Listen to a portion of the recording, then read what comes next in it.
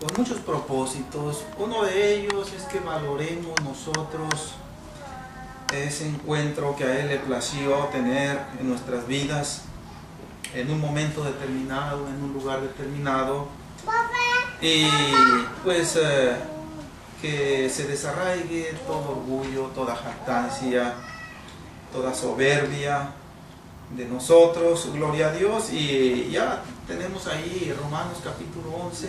Amén. Estamos viendo el tema: ¿ha desechado Dios a su pueblo? Y vamos a leer el versículo 17 y versículo 18. Dice así: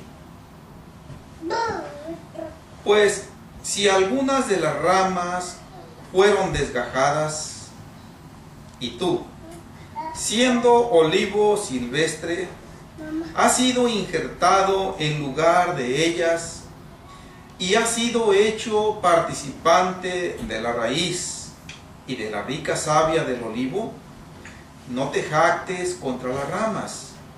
Y si te jactas, sabe que no sustentas tú a la raíz, sino la raíz a ti. Amén. Hermanos, siéntense, gloria a Dios. Amén. Estamos aquí nosotros entrando en una parte explicativa muy importante para aquellos hermanos que inicialmente fueron los objetivos a los cuales se dirigió esta carta. Un grupo de hermanos, por lo que el apóstol Pablo nos está diciendo aquí, de hermanos gentiles que había en Roma, y la carta los llama como los romanos.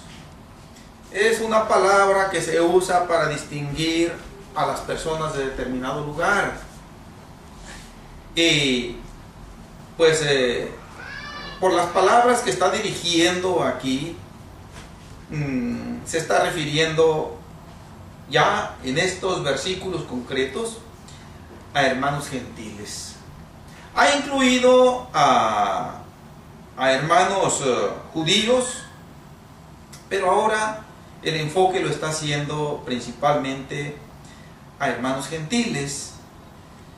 Y el objetivo principal que nosotros podemos ver ante la literalidad de estas palabras es que el apóstol Pablo sabe que lo que acaba de mencionar en el versículo 16 puede prestarse a malos entendidos, puede prestarse a confusiones que pueden inclusive hacer errar a hermanos judíos y también a hermanos gentiles. Gloria a Dios. Ya lo vimos eso, no voy a adentrarme en eso.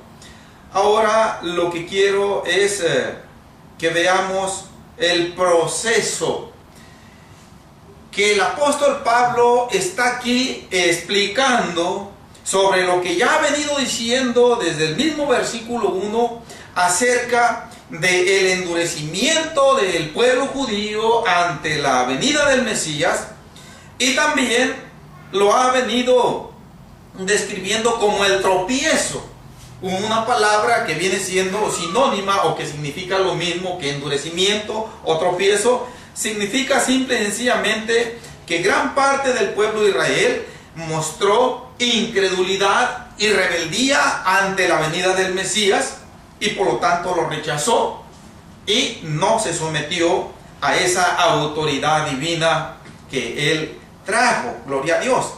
Y por lo tanto, ahora él empieza a explicar, gloria a Dios, también aquí, cómo es que ese endurecimiento o ese tropiezo sirvió para que el Señor abriera las puertas a la salvación, al ingreso de la iglesia, a nosotros como gentiles, a todos aquellos que no forman parte consanguíneamente de la raza judía.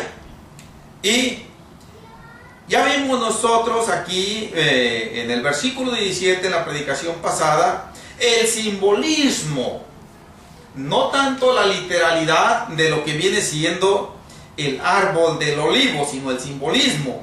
Y estuvimos viendo algunas citas, tanto del Antiguo Testamento como del Nuevo Testamento, en donde vemos que el significado simbólico, alegórico del olivo es bienaventuranza, es prosperidad espiritual, indica una relación de amistad con Dios.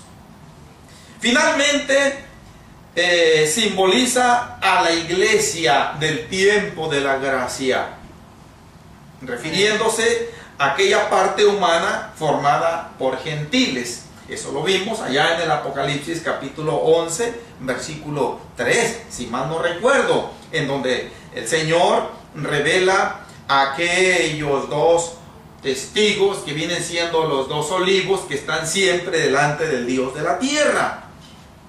Y que simbólicamente esos dos olivos ahí concretamente representan uno al pueblo de Israel y el otro a la iglesia, formada por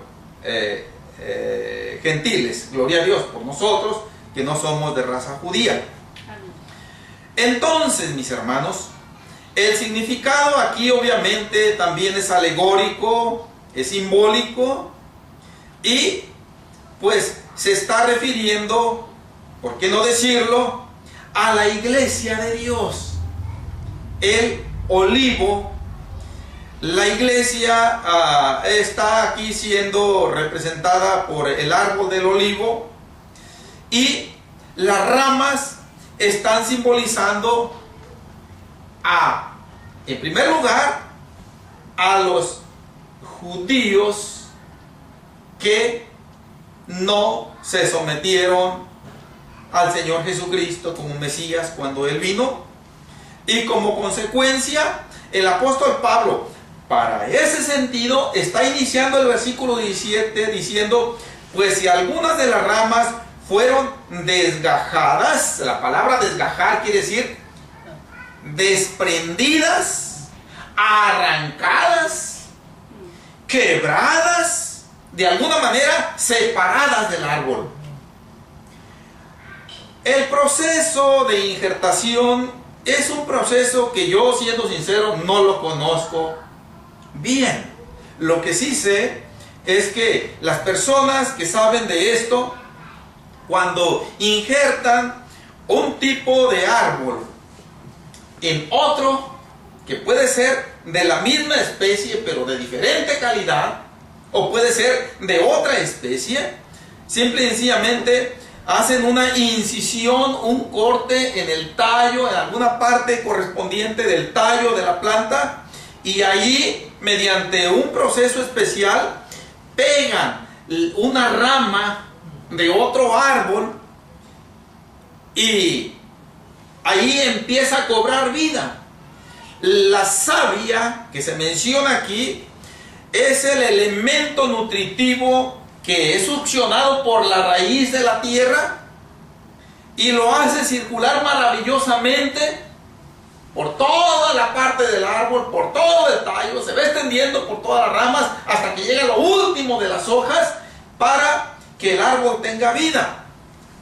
Esa savia empieza a llegar también a esa parte extraña que ha sido injertada y la hace participante de la vida de ese árbol principal, gloria a Dios, y con el tiempo empieza a dar unos frutos no igual a los del árbol, pero sí muy parecidos. Ok, cuando los judíos, parte de ellos, rechazaron al Mesías, en ese momento, por esa incredulidad, por ese rechazo o endurecimiento, ellos automáticamente se cerraron las puertas del cielo. Bien, pero también automáticamente quedaron desgajados.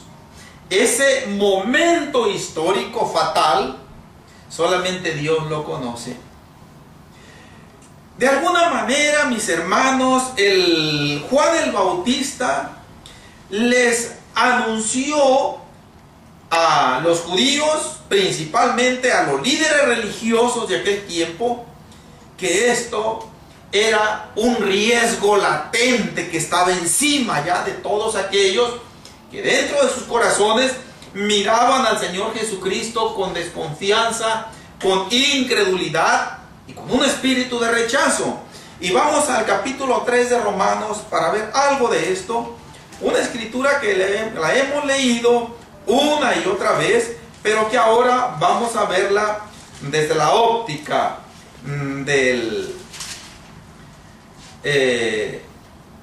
desgajamiento de las ramas del olivo, que allí están simbolizando a los judíos incrédulos.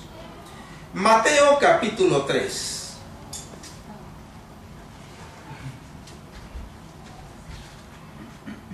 Versículo 7 en adelante.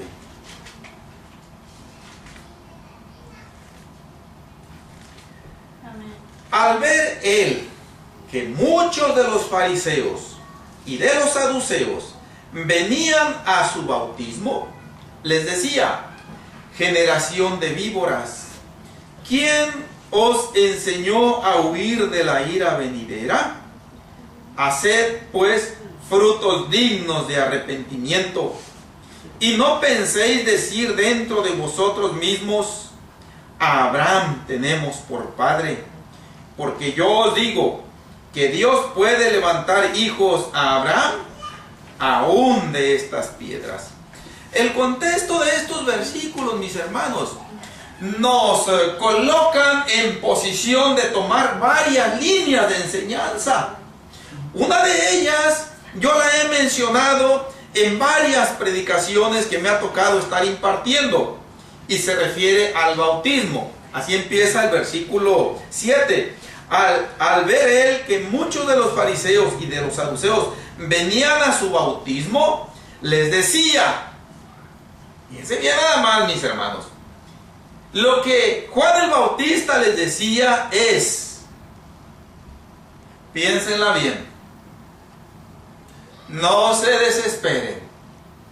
Si quieren venir a ser bautizados, es una buena decisión y una sabia decisión, pero no tiene sentido que yo los bautice en la condición en que vienen. No, ustedes vienen con un espíritu de rechazo, con un espíritu de incredulidad, y por mucho que yo los bautice, de nada les va a servir. Apercíbanse, cambien. No vengan ustedes con un interés mezquino. Ya el hermano Salomón nos ha mencionado, independientemente de lo que yo he impartido en las diferentes predicaciones, quiénes eran los fariseos y los saduceos, qué es lo que les caracterizaba a estas personas, líderes religiosos, que era la hipocresía. Pero qué diferente respuesta estas personas, si nosotros las pudiéramos trasladar a este tiempo actual, moderno, y que llegaran para ser bautizados, inmediatamente las diferentes grupos religiosos que pueblan la tierra, ¿cómo de que no déjense venir para acá? Era lo que estábamos esperando nosotros. Ustedes nada más acepten a Cristo en su corazón y levanten la mano y vengan y vámonos al agua. Aquí tenemos uno de los muchos ejemplos en donde la actitud de Dios es totalmente contraria a esa manera equivocada de bautizar a personas. No, el Señor está diciendo: vengan con una actitud sincera. No tiene caso que sean sumergidos en el agua teniendo un corazón lleno de hipocresía, un corazón en donde se albergue la incredulidad y la rebeldía. No tiene caso. Regrésense, pónganse a cuentas con Dios y enseguida vengan para recibir el bautismo. No, ese es el énfasis obviamente de lo que yo quiero ver aquí en estos versículos. Solamente quise darle un retoque de lo que ya he mencionado yo, porque las iglesias en este tiempo que profesan un cristianismo están llenas de gente que son llevadas al bautismo sin tener muchas veces ni la más mínima noción de lo que es ser un cristiano, de lo que esto implica en una vida testimoniada que honre al Señor Jesucristo. Y ahí tenemos iglesias mundanalizadas, confundidas con el mundo. Gloria a Dios. Y mis hermanos, estas palabras obviamente no llevan la intención de ofender ni de herir a nadie. Más que nada, pudiéramos decir que era la misma intención, que aparentemente no parece así, que llevaban las palabras de Juan el Bautista en aquel entonces. No, llevaban la intención de ayudar a corregirse. Pero Dios, que es tan sabio, Él sabe de qué manera dirigirse a cada persona. Gloria a Dios. Bien, y en esta ocasión dijo: a estas personas necesito hablarles de esta manera, un poco dura, ofensiva aparentemente, pero que iban con ese matiz de misericordia de Dios. Ok, el énfasis está para conectarnos con aquellas palabras que el apóstol Pablo dijo en Romanos 11:17, que es donde iniciamos el contexto de estudio de esta predicación. Es en el desgajamiento de las ramas. Pues que algunas de las ramas fueron desgajadas, inició el apóstol Pablo allá en 11:17 de Romanos. Aquí vemos nosotros el pronóstico o el anuncio previo de ese riesgo que pesaba sobre la cabeza del pueblo judío, que no mostrara sumisión, humildad y obediencia a la autoridad del Señor Jesucristo. Y el énfasis está en las palabras del versículo 9. Y no penséis decir dentro de vosotros mismos: a Abraham tenemos por padre, porque yo os digo que Dios puede levantar hijos a Abraham aún de estas piedras. Juan el Bautista les está diciendo: por el solo hecho de ser descendientes físicos de Abraham, Dios no está comprometido a darle la salvación. ¿Cómo? Ya hablando en este tiempo moderno, ya no refiriéndonos a la raza judía, sino a todo aquel que profesa ser cristiano.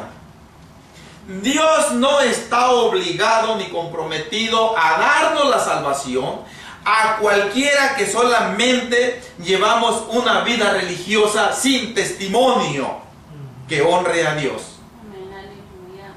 Sí, ahora, a Abraham tenemos por padre. Dice Juan: eso de nada sirve si no se someten a aquel que viene detrás de mí, del cual yo no soy digno de desatar la correa de sus sandalias. Dice: de nada les sirve que sean descendientes de Abraham. Sí podrán acreditarme con papeles y certificados de nacimiento que los acredite como descendientes de Abraham, de fulana o tal tribu de Israel, pero eso de nada les sirve. ¿Por qué? Porque dice Dios. Y aquí es a donde vamos a ir al otro punto que el apóstol Pablo nos va a decir allá en Romanos 11, 17 y 16, en donde estamos en aquel texto. Ahorita vamos a regresar para allá. Dice: porque yo os digo que Dios puede levantar hijos a Abraham aún de estas piedras. La palabra piedras es una palabra alegórica que está simbolizando a personas principalmente gentiles y también judías que se mostraban insensibles ante la doctrina de estos líderes religiosos, que no querían inmiscuirse con ellos para nada. Para ellos, tanto los gentiles como los judíos que no observaban las ceremonias de la ley de Moisés, iban siendo como piedras. O sea, personas que no tenían vida espiritual ante Dios. Y Juan el Bautista les dice, pues esas piedras, vamos a decirlo, esos gentiles, tienen más posibilidad de ser restaurados por Dios que ustedes. Porque cuando menos ellos no andan con doble cara. El que es borracho no se esconde, él agarra su botella y le da, aunque la gente lo sepa. No se anda escondiendo, él hace las cosas a las claras. Reconoce que es pecador y se tiene más posibilidad. Y ahí en el versículo 10, que no lo leímos, dice, y ya está también el hacha puesta a la raíz de los árboles. Por tanto, todo árbol que no da buen fruto es cortado y echado en el fuego. La palabra cortado es exactamente la que usa el apóstol Pablo allá, desgajado. O sea, arrancado. Y repito, ese momento trágico, histórico, no solamente de la vida de aquellos líderes religiosos, de aquellos judíos del tiempo del Señor Jesucristo, a principios del primer siglo, solamente Dios lo sabe. Como en este tiempo, solamente Dios lo sabe cuando alguien es definitivamente desarraigado de la gracia de Dios. Bien, uno de los muchos anuncios que recibió el pueblo de Israel sobre esto que el apóstol Pablo está diciendo que ya sucedió. Vamos volviendo a Romanos 11. Si les es posible, tengan alguna especie de separador en Romanos 11, porque es la escritura matriz.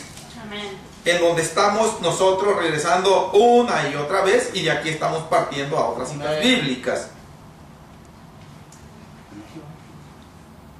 Pues si algunas de las, es 11:17, pues si algunas de las ramas fueron desgajadas en tiempo pasado, está la palabra fueron, del verbo ser. Quiere decir esto, que ya se había dado este lamentable acontecimiento. Muchos judíos habían rechazado al Mesías. Muchos de ellos eran fariseos, muchos de ellos eran saduceos. Es probable que muchos de ellos hayan sido cristianos convertidos y se hayan vuelto atrás. Bien, la cuestión es que de alguna manera ya habían perdido la oportunidad de la salvación. Hermanos, y este acontecimiento, fueron desgajadas, es de lo más trágico que le puede suceder a una persona. ¿Por qué? Porque cuando el Señor desgaja una rama, ya no la vuelve a injertar la misma rama. Esto no quiere decir que Él no tenga el poder para hacerlo. Más adelante vamos a ver que Dios las va a injertar otra vez, pero no se refiere a las mismas. Dios se está refiriendo a un tiempo futuro cuando todo aquel que sea de raza judía y que poble la tierra en alguna de sus partes, potencialmente en la nación de Israel, dice que esas van a ser injertadas. En otras palabras, Dios los va a perdonar, Dios los va a cambiar. En el elemento humano no existe la capacidad para obrar ese cambio sobrenatural. Esto lo tenemos de sobra nosotros conocidos. Ninguno de nosotros pensemos nunca que por nuestra decisión personal nos convertimos a Cristo. Si el Señor no hubiera intervenido, estuviéramos todavía en el basurero, todavía nosotros. ¿Sí? Sin esa intervención del Señor, nadie podemos ser salvos, gloria a Dios. Entonces, el ser desgajados quiere decir una separación definitiva de la comunión con Dios, separarlos de la iglesia de Dios. Se podrá seguir asistiendo a los cultos, se podrá seguir cantando y orando, se podrá seguir testificando en algunas ocasiones, se podrá decir todavía que soy un cristiano, que soy una cristiana, pero cuando Dios ya ha desgajado a esa rama, ya no sirve para nada. Ni los ayunos, ni las oraciones, ni las lágrimas si se llegan a derramar. Nada, absolutamente nada. Creo que, mis hermanos, tenemos una cita en el Viejo Testamento, en el libro de Proverbios. Permítanme a ver si la puedo localizar. Es en los últimos capítulos, si no estoy equivocado, es en el capítulo 29. Otra forma que la palabra de Dios tiene para indicarnos el acontecimiento del desgajamiento de las ramas. Esta cita bíblica, Proverbios 29, la hemos tomado en otras líneas de enseñanza, pero ahora la vamos a tomar para el efecto de relacionarla con el desgajamiento de las ramas del olivo. 29:1 de Proverbios. Amén. Dice: el hombre que reprendido endurece la cerviz, de repente será quebrantado y no habrá para él medicina. Miren, el hombre que reprendido endurece su cerviz. Una de las reprensiones que nosotros ya vimos fue allí por medio de Juan el Bautista en Mateo 3. Una reprensión dura. Generación de víboras. ¿Quién nos enseñó a huir de la ira venidera? Es una reprensión. Pero el apóstol Juan no los estaba reprendiendo de parte de Dios para mandarlos al mismo infierno. El apóstol Juan Juan el Bautista, mencioné el apóstol Juan, fue Juan el Bautista, fue usado por Dios con el fin de ayudar a aquellos líderes religiosos y a todos aquellos que falsamente albergaban la esperanza de que por el solo hecho de ser descendientes consanguíneos de Abraham, Dios estaba obligado a darles la salvación sin más trámite, que cambiaran de esa errada actitud, que pisotearan el orgullo, la jactancia, la rebeldía, la soberbia, que la desecharan, que fueran personas mansas y quebrantadas ante el Señor y dispuestas a ser restauradas y regeneradas por su Santo Espíritu. Una de las formas de reprensión, aquí Salomón está diciendo el hombre que reprendido. Ahora, es muy probable, mis hermanos, la palabra de Dios también nos dice de algunos fariseos que se convirtieron al Señor, que mostraron esa disposición de cambio. Pero también nos da testimonio de que muchos se mostraron rebeldes hasta su última fracción de vida que tuvieron. Y es aquí en donde está diciendo el proverbista: el hombre que reprendido endurece la cerviz. Aquí la cerviz es una forma de decir endurece su corazón. Rechaza el consejo de Dios. Rechaza la predicación del Evangelio. Se burla de los predicadores, de los cristianos. Eso es endurecer la cerviz. Bien. Hermanos, pero cambiando la expresión al otro sentido opuesto, si dijera, el hombre que reprendido no endurece su cerviz, ¿qué va a pasar con él? Dice, para él sí va a haber una eficaz medicina. Para él hay remedio, hay solución. El Señor va a decir: acércate, podemos llegar a un acuerdo. Con esa actitud que tú estás tomando de humillarte, de no endurecerte, hay posibilidad de una buena relación, de que entablemos una buena amistad. Entonces, pero aquí no está diciendo el proverbista esto.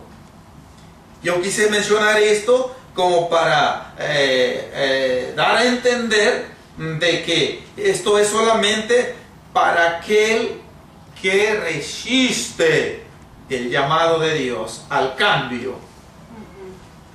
Dice, de repente será quebrantado. Hermanos, esta palabra de repente quiere decir que es algo brusco, que no es un proceso paulatino que lleva un tiempo determinado. Esto se lleva a cabo en un abrir y cerrar de ojos, así como se va la vida. Qué bueno que la hermana de la hermana Arely la libró. Amén. Pero ahí pudo haber quedado. Bendito. Pudo haber despertado lamentablemente en el infierno. Amén. Sin posibilidad ya de oportunidad. Miren, así como 3 días aproximadamente yo tenía que salir a trabajar por la mañana, a hacer un trabajo. Y yo siempre que salgo a trabajar tengo la costumbre de desayunar tempranito, a las 4. Yo no tengo problemas de apetito, gracias a Dios. 4, 4:30 de la mañana, 5, yo ya estoy echándome mi buen desayuno. Y después de tomar el desayuno, se me antojó comerme un tomate solo así, a mordidas. Y lo lavé, le eché la mordida y se cortó un pedazo, un poco menos de la mitad. Cuando yo lo succiono para masticarlo, se me va de paso. Se me va de paso hasta acá, de tal manera que con la lengua ni con el movimiento interior de la boca lo podía regresar. Entonces pensé rápido, ¿qué hago? Hice intentos de regresarlo y no pude. Dije, pues me lo voy a tragar así entero y allá el estómago que se encargue de triturarlo y de hacerlo puré. Amén. Y que le doy el jalón, mis hermanos. Y créanme que se me quedó atorado aquí casi como a medio camino. Y yo le hacía así con ganas y nada, ahí ya llegó a una parte muy estrecha. Afortunadamente, yo sentía que podía respirar, aunque limitadamente, pero podía respirar. Como que ese pedazo de tomate no quedó obstruyendo la vía respiratoria. Dije yo, pero no puedo pasar aquí, estar así nada más. Amén. Pensé, voy a tomar agua. Pero dije, el agua no va a poder pasar. Y lo que va a pasar es que si quiero agua, el agua sí me va a ahogar. Me va a complicar. Ahí estoy. Mi esposa ya se había ido a trabajar. Mi hijo Daniel estaba dormido en el cuarto. Por un momento me llegó el pensamiento, voy a ir a tocarle para que marque el 911, a que vengan los paramédicos a ver qué pueden hacer, porque yo siento que no puedo estar así. Y la mera verdad, hermanos, les soy sincero, me dio poquito miedo. Sentí poquito miedo de que ahí fuera ya a quedar yo. Ahí, que me empezara a faltar el oxígeno. Entonces, en un acto como de desesperación, lo que hice, como podía respirar, agarré lo más aire que pude e impulsé para afuera lo más que pude, lo más fuerte que pude, y va para afuera el pedazo de tomate. Dije yo, gracias Señor Jesús, gracias por permitirme respirar. Después me atacó una especie como de nervios así, dije, aquí pude, miren, de repente, ahorita que estoy leyendo esta palabra aquí, que de repente pasa eso, mis hermanos. Amén. ¿Y qué tal si no estoy yo debidamente apercibido? Yo tengo que hacer ajustes en mi vida todavía. Miren, lo que es la soberbia. El apóstol Pablo allá, aquí ya terminando el versículo 21 de Proverbios 29, simple y sencillamente nos está diciendo que cuando dice de repente será quebrantado, dice de repente, podemos sustituirlo con la palabra que usa Pablo allá en Romanos, será desgajado. y no alteramos en lo absoluto el texto bíblico. Amén. ¿Y qué pasa cuando una persona es desgajada? Porque el desgajado puede ser tanto judío como gentil, como lo vamos a ver en los versículos más adelante de Romanos 11. ¿Sí? ¿Qué pasa? Yo les decía, esto es de lo más letal. Esto es de lo más crucial. ¿Por qué? Porque cuando el Señor desprende o desgaja una rama del olivo, el Señor no es como nosotros. El Señor la desgaja, se la tira. Algo que ya no sirve, algo que está perdido. Nosotros somos sentimentalistas, somos variantes, más cuando se trata de una familia allegada, podemos decir nuestros hijos, y después cambiamos y vamos y lo recogemos y lo popachamos, pobrecito, perdóname, a veces decimos perdóname, y está correcta esta actitud, no la estoy reprobando tampoco. En otras palabras, estamos rectificando nuestra decisión con esa actitud. El Señor no es así. En este caso concreto de esta línea de enseñanza, cuando el Señor desgaja una rama, ya no la vuelve a tomar para injertarla otra vez.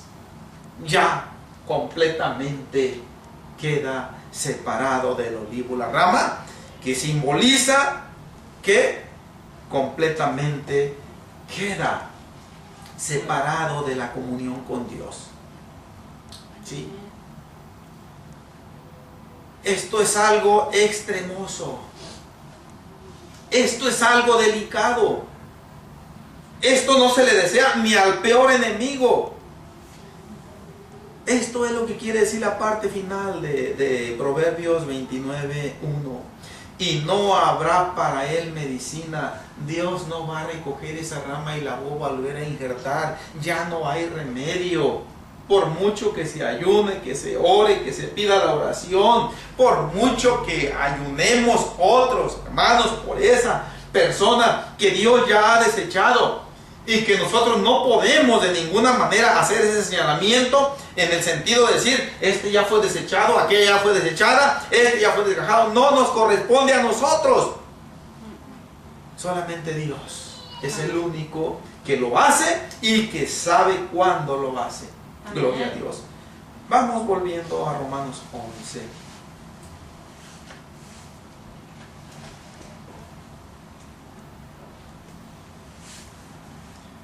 Pues si algunas de las ramas fueron desgajadas, vamos a dejar ya esa frase, y ya creo que estuvimos viendo algo para comprender en qué consiste ese desgajamiento de las ramas, y que se está refiriendo concretamente aquí a los judíos que rechazaron al Señor Jesucristo.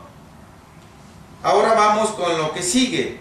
Y tú, siendo olivo silvestre, has sido injertado en lugar de ellas. Hasta aquí, mis hermanos, por lo pronto. Considero necesario dar una explicación y que veamos ahora aquí a qué se está refiriendo el apóstol Pablo. Inicialmente, estas palabras fueron dirigidas a hermanos que estaban en Roma. El apóstol Pablo, de parte de Dios, inspirado por Dios, escribió esta carta a los romanos. Por algún medio, él la hizo llegar a la congregación que estaba en Roma y les está diciendo, y tú, individualmente a cada hermano que habitaba en Roma.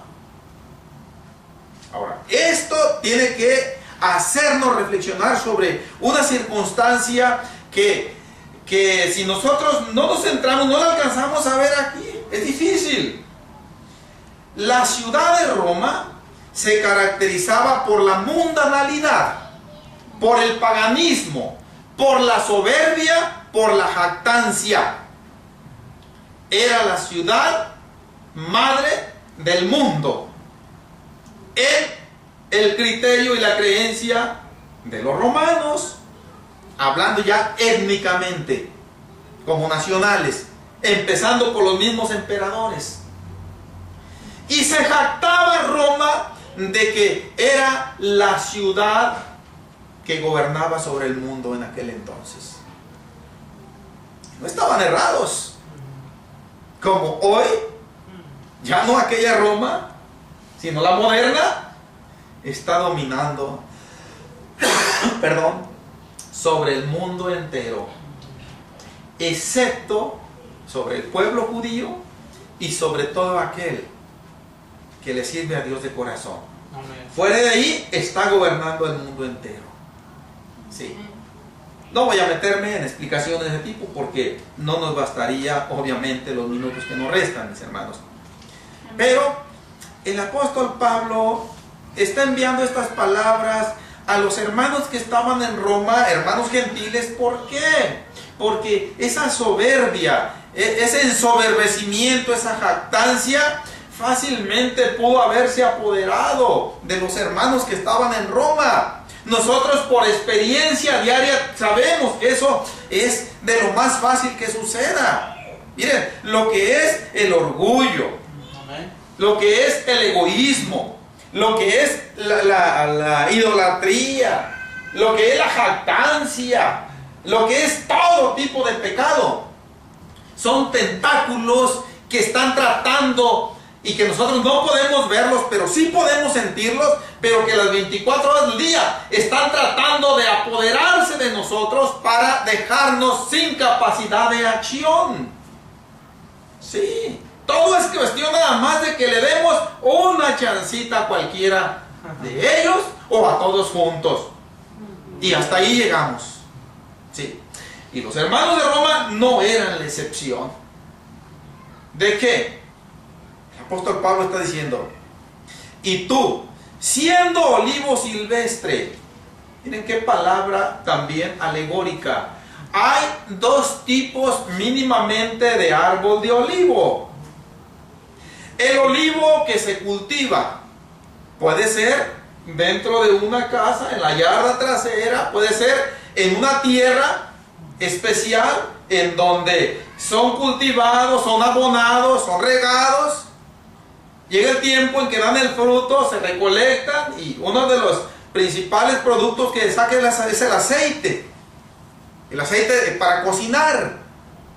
Lo otro, la misma fruta del olivo se envasa, se procesa, etc. Pero es el fruto del olivo doméstico. El apóstol Pablo no menciona esta palabra aquí porque lo menciona con otras palabras muy significativas, que es el buen olivo.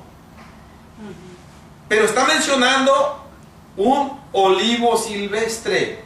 El olivo silvestre es aquel que se da entre el monte. Es aquel que no se le brinda ningún cuidado. Es aquel que si llueve reverdece y si no llueve se va secando. Es aquel que llegan las aves del cielo y se posan y lo maltratan, las fieras, lo que sea. Los mismos humanos podemos ser causa de mérito de esos árboles, pero no se les brinda ningún cuidado. Así estábamos nosotros. Amén.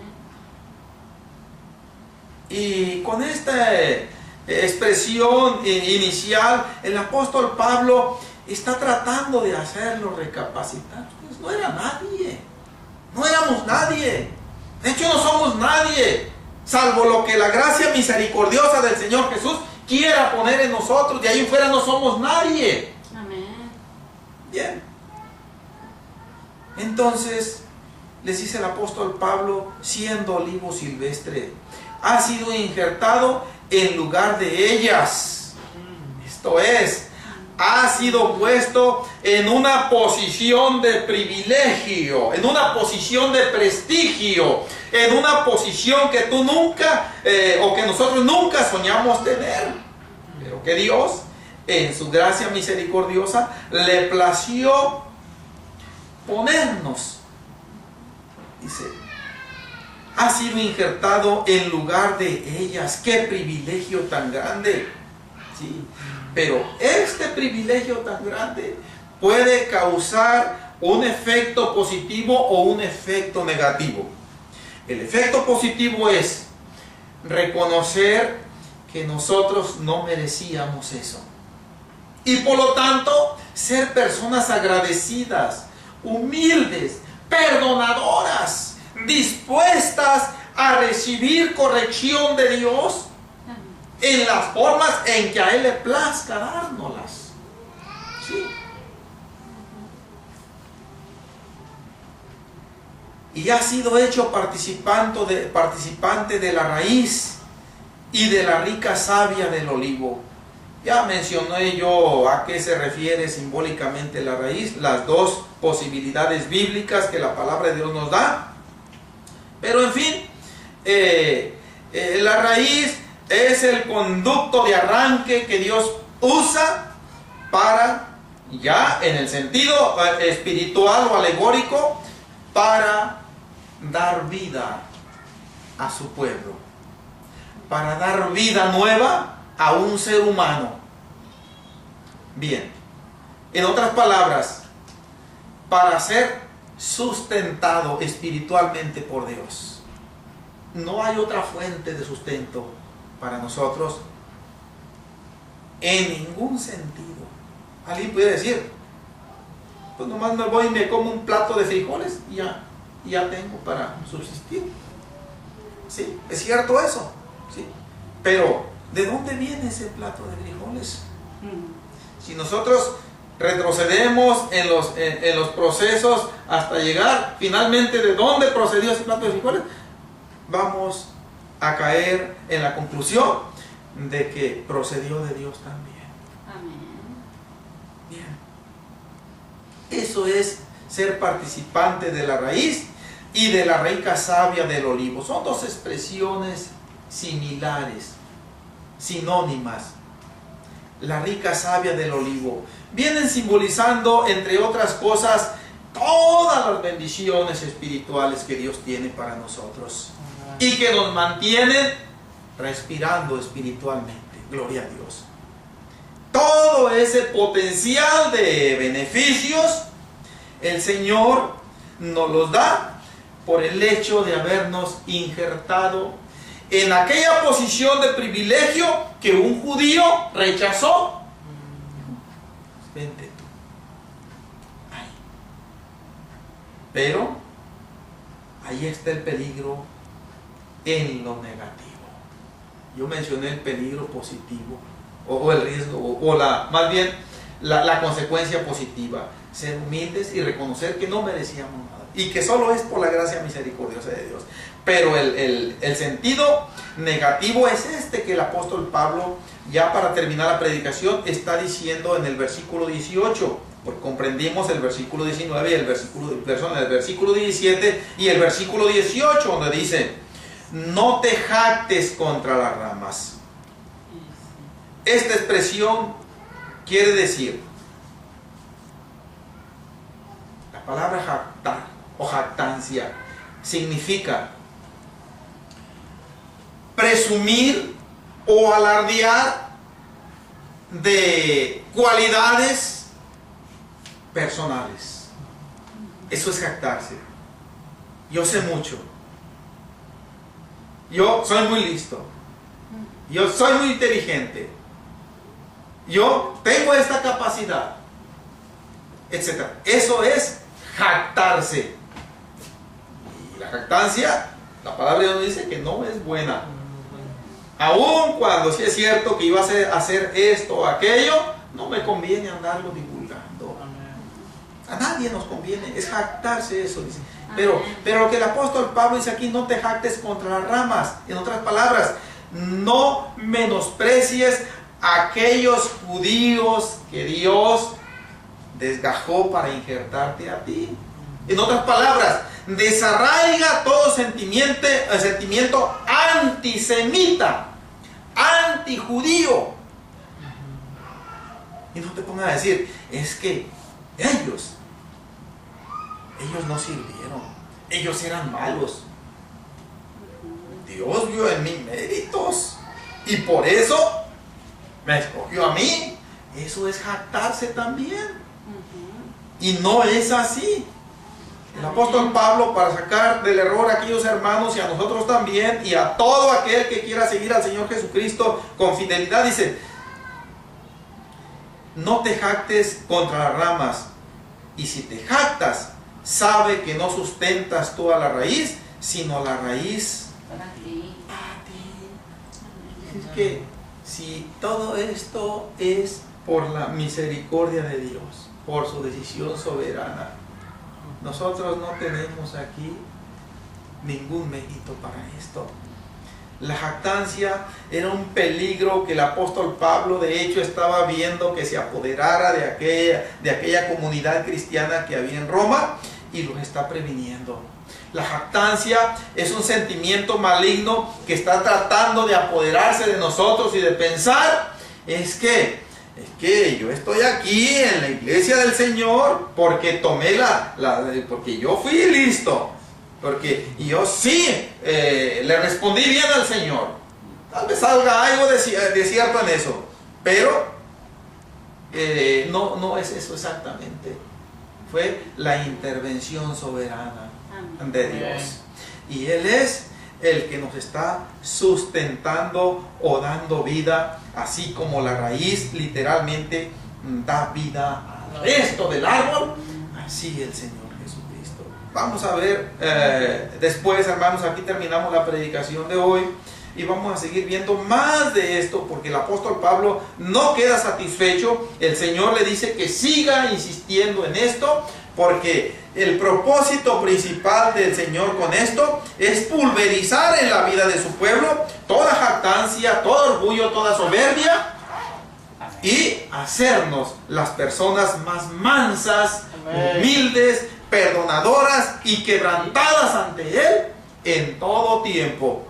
Porque Él sabe que todas estas cosas, la jactancia, la soberbia, el envanecimiento, están tratando de dominarnos a cada momento, y no hace falta mucho esfuerzo para que nosotros caigamos en algunos de esos lazos del diablo, mis hermanos. Vamos orando y aprovechamos, mis hermanos, para pedirle a Dios que siga teniendo de nosotros misericordia. Bendito.